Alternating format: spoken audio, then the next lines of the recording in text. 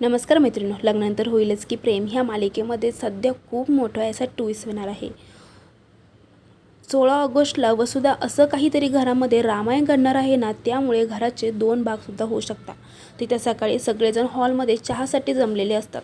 तेव्हा अचानकच वसुधा शिड्या उतरत खाली येते आणि तिचा तो राग बघून मालिनी म्हणते, अहो तुम्हाला एवढं सकाळी चिडायला काय झालं आहे? वसुधा म्हणते, मालिनी चिडू नको तर काय करू? तुला तुझ्या सुनांवरती खूप गर्व आहे ना, पण तुझ्या ह्या सुना किती खोट्याला आहे तुला कळतंय का? त्यावेळेस लगेच काव्य उठून उभी राहते आणि म्हणते, आत्याबाई तोंडाला येईन ते बोलू नका.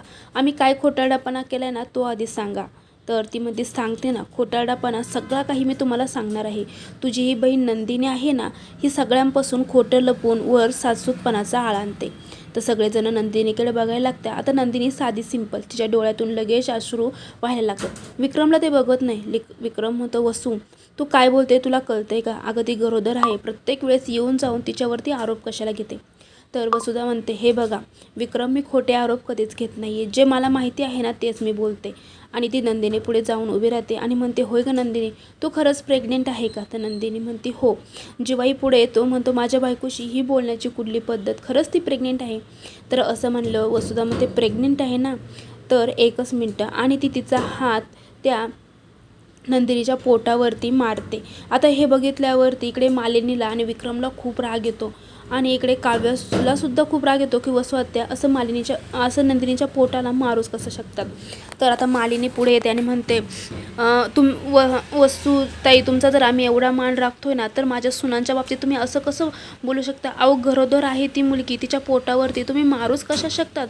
तुमच्या डोक्यावरती काय परिणाम झाला आहे का? वसू म्हणते, माझ्याने डोक्यावरती परिणाम झाला, तुमच्या घरातल्यांच्या सगळ्यांच्या डोक्यावर परिणाम झाला आहे आणि हा जीवा आणि नंदिनी तुम्हाला खेळवत आहे.